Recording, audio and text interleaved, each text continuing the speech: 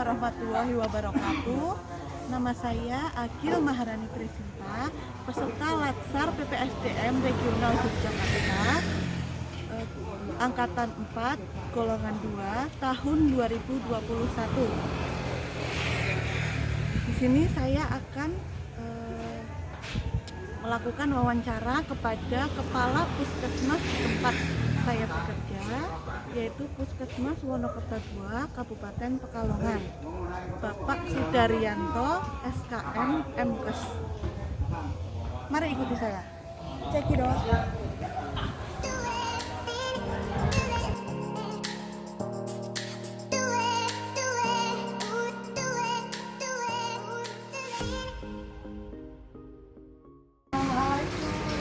Waalaikumsalam.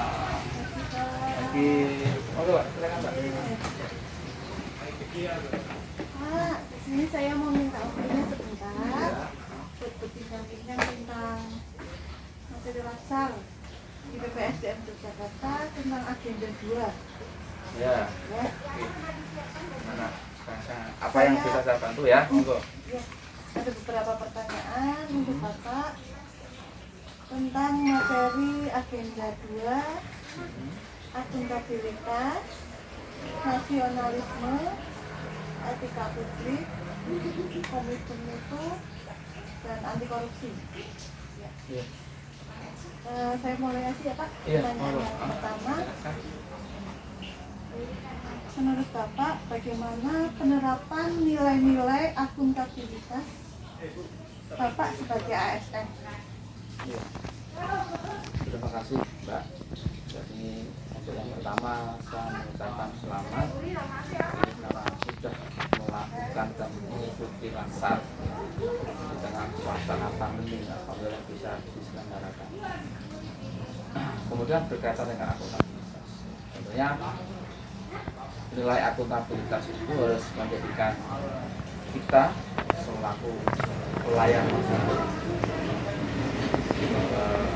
agar bisa mencapai tujuan yang kita inginkan, baik tujuan organisasi maupun tujuan dari sesuai dengan tupoksi. Secara kewajiban pada sebuah organisasi tentunya ada pembagian tugas ya, ada pimpinan, ada staf. Kami menerapkan bahwa semua tugas yang ada di Puskesmas itu bisa terbagi habis dengan staf yang ada. Tentunya pembagian tugas habis ini juga dengan ukuran-ukuran kinerja yang jelas, okay. Kemudian juga aturan-aturan yang tentunya harus ditaati oleh staf. Karena bagaimanapun kita sebagai PNS setiap tahun kita pasti dinilai kinerja kita melalui KPI kita. Kita membuat SKP, sasaran kinerja pegawai ya, kita susun target tahun apa yang dilakukan. Nah itu yang kita pertanggungjawabkan. Poin-poin di SKP itu adalah ukuran kinerja kita, akuntabilitas kita terukur di situ. Apakah kita dalam membuat perencanaan sudah betul? Kalau membuat perencanaan sudah betul, maka aktualisasinya pasti terukur. Nah, itu dinilai dalam tahunan, rutinitas tahunan. Itu yang kaitan internal, yang ada SKP. Kemudian akuntabilitas kepada masyarakat. Bagaimana sisi akuntabilitas itu ya, kita berikan berwujud pelayanan prima kepada masyarakat. Ya, masyarakat dalam buka ya. Buka jam pelayanan untuk loket misalnya dibuka mulai jam 7:30. Nah tentunya 7:30, sebelum 7:30 petugas sudah harus di situ menyiapkan nomor antrian ya dan sebagainya. Itu akuntabilitas dan pelayanan ya, sehingga semuanya aspek itu terukur dan bisa dipertanggungjawabkan. Nah, itu. Pelayanan publik diharapkan juga ya, misalnya pasien masuk dalam pelayanan puskesmas dari loket sampai pasien itu pulang. itu tentunya ada ukuran, jangan terlalu lama mereka di sini. Nah, itu juga wujud akuntabilitas, harus dibuatkan sebuah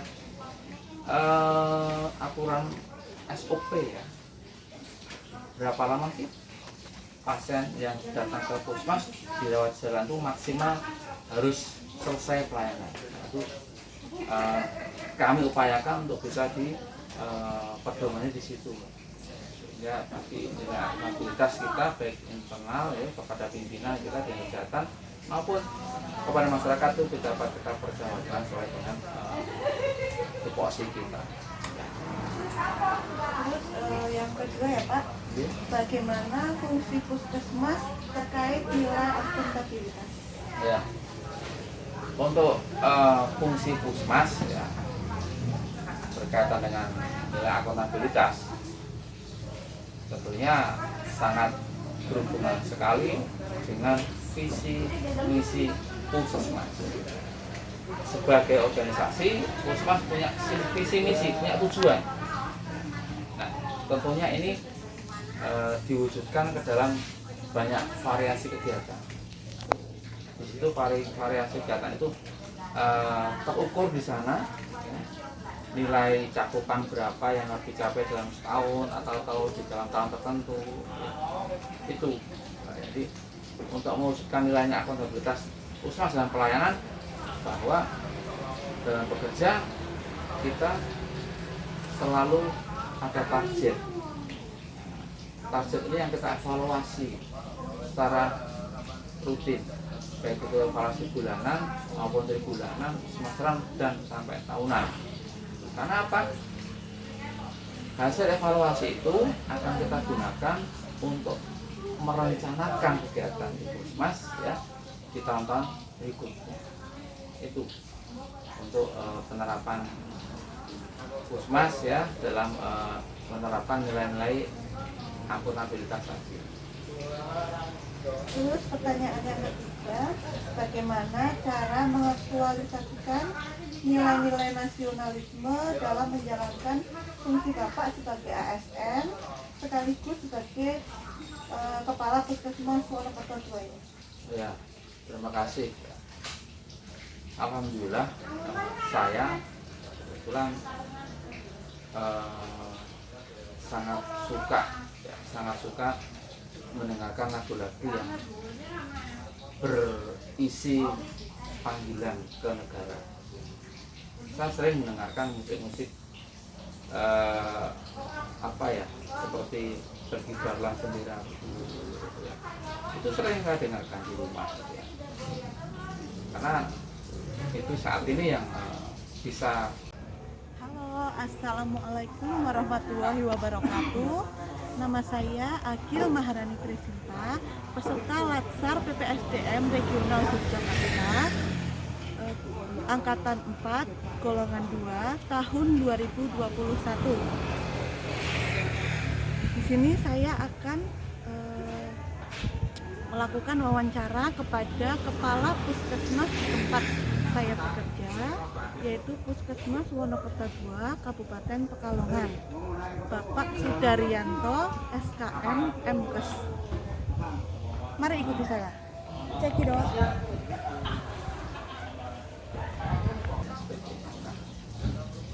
Kemudian juga salah satu wujud ya dalam nasionalisme saya adalah saya berusaha semaksimal mungkin ini menggunakan atribut yang sesuai aturan. Ini juga melambangkan nasionalisme kan. Kalau kita ada nama, ada foto dan juga ada nama ini kan aturan. Nah, aturan yang berlaku di ASN dan bisa kita patuh seperti itu. Kemudian juga yang kedua, kita ada apel ya, secara harian pagi kita ada apel, kemudian itu ada beberapa nasihat yang kita sampaikan, juga ada penyampaian program dari masing-masing penanggung jawab kegiatan untuk disosialisasikan ke teman-teman dalam setiap itu. Kemudian juga satu hal yang menjadi catatan saya sebagai ASN, tentunya kita tidak boleh melakukan politik praktis banyak hal yang kadang-kadang menggoda seorang PNS atau ASN untuk melakukan politik praktis dukung mendukung dan sebagainya. Itu sangat-sangat saya hindari di situ. Ya, memang tidak dipungkiri bahwa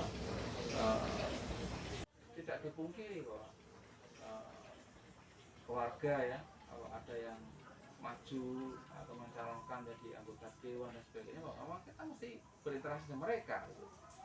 Tapi di sisi lain kita tetap harus berusaha bersikap netral, tidak terbawa. Walaupun saudara oke lah, monggo terserah di dalam bilik suara kan itu, tapi dalam keseharian kita tidak boleh menunjukkan untuk mendukung salah satunya. Dan juga nasionalisme yang saya lakukan, misalnya memerintahkan ke penjaga ya untuk mengawasi bendera, karena bendera merah putih itu kan ada masanya dikibarkan dari jam 6 pagi sampai jam 6 sore. Itu yang harus kita paham juga, kadang-kadang kan berkibarnya 24 jam berhari-hari, berminggu-minggu tidak diturunkan. Ini sesuatu yang harus dirubah juga itu semua. Itu beberapa nilai nasionalisme yang saya praktekkan yang baik sebagai kampus maupun sebagai ASN. Keempat ya Pak, bagaimana seharusnya etika atau perilaku yang diterapkan Bapak sebagai ASN saat melakukan pelayanan masyarakat? Terima kasih. Satu hal yang menjadi catatan kita, bahwa di dalam pelayanan kepada masyarakat kita harus memberikan pelayanan terbaik secara maksimal kepada masyarakat.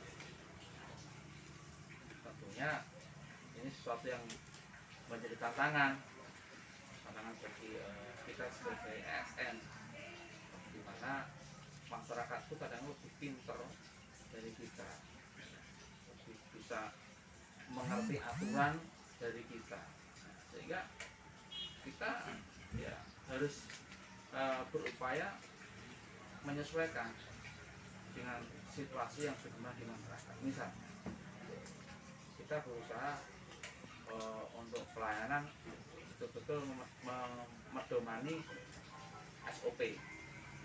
Sebenarnya dalam sebuah pelayanan itu ada SOP, standar operasional prosedur yang harus disediakan rujukan, sehingga pelayanan kita itu tidak akan menjadi salah karena kita sudah aturannya ada, kita taat aturan seperti itu.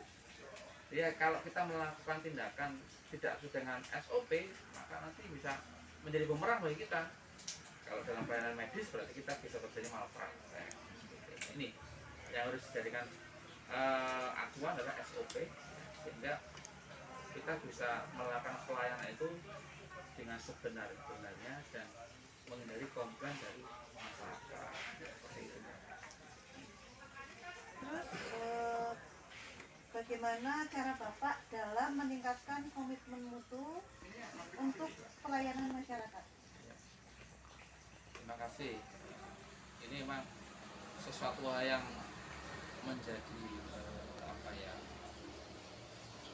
penyemangat kita setiap tahun ya, karena kita setiap tahun pasti mengevaluasi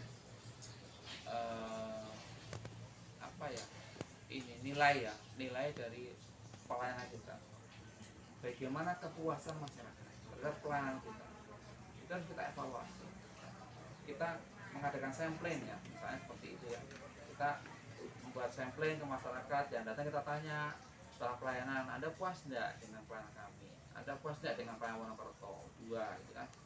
Nanti di situ kita bisa akumulasikan berapa yang puas, yang tidak puas berapa persen. Nah, nanti itu tim mutu di Puskesmas yang akan membahas, ini kok banyak keluhan, misalnya di loket, kenapa keluhannya bukanya siang misalnya. Tapi nanti tim mutu akan membuat aturan ya, kalau emang belum ada aturan jam buka loket ya, nah nanti kita buatkan. Tapi kalau sudah ada aturan jam buka loket dan jam berapa, ya kemungkinan dari personnya, dari orang ini juga harus diberikan pemahaman diberikan pencerahan agar dia bisa menaati jam buka loket. Ini yang berkaitan dengan mutu ya, peningkatan mutu dalam pelayanan kesehatan masyarakat seperti itu, Mbak. Terus selanjutnya ya Pak, bagaimana kiat-kiat dan harapan Bapak agar terhindar dari perilaku korupsi? Ini satu hal yang sangat susah, kelihatannya mudah diomongkan tapi sangat susah diterapkan.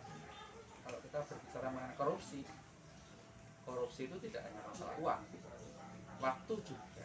Nah, jadi monggo saya selaku kepala Puskesmas dalam staf kali apel menyampaikan bahwa agar semua ASN bisa menaati jam buka pelayanan, menaati jam kerja ASN. Oke. Sehingga ya nek ana korupsi waktu sithik lah. Ya banyak. Itu yang pertama itu. Kemudian yang kedua,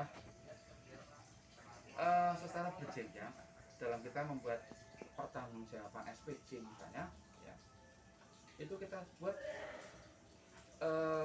pemeriksaan berjenjang sehingga apa yang kita tuangkan ke dalam bukti pertanggungjawaban SPJ itu adalah betul-betul real kita lakukan, kita kerjakan. Jadi semuanya penerapan pengawasan internal juga kita lakukan. Tadi masalah lagi kita kadang-kadang agak susah mengawasi perilaku di luar. Kalau di internal Puskesmas insya Allah masih kita tidak kendalikan, tapi di luar kita tentunya agak susah mengawasinya gitu ya. Karena mereka tersebar di mana-mana ya, sesuai dengan alamat tempat tinggal kita. Ini juga kalau saya selalu kasus susul mengawasi satu-satu tidak berat, tetapi kita menggugah kesadarannya bagi staf Puskesmas di Wonosobo 2 di hindarilah bermain-main api dengan korupsi, apalagi korupsi uang. Nah, selain dosa juga agamanya bikin malu nanti. Ini tentunya harus pada diri Bapak sendiri untuk terhindar dari perilaku korupsi tersebut. yeah. Satulah memang seorang pemimpin itu menjadi contoh. Saya sebagai manusia tentunya bukan manusia yang sempurna. Pertama jam kerja gitu ya. Jam kerja tentunya saya tidak bisa datang ke pasar terus. Itu harapannya nanti saya juga akan berusaha ya, menaati aturan yang ada di Puskesmas Wonosobo 2. Jam kerja mulai jam 7 sampai jam 14 akan mengisi buku absen sesuai kehadiran ya, dan juga pulang juga menaati jam kerja, kecuali kalau ada tugas, nah itu tugas luar yang memang harus kita tidak di tempat seperti itu. Jadi ya itu upaya saya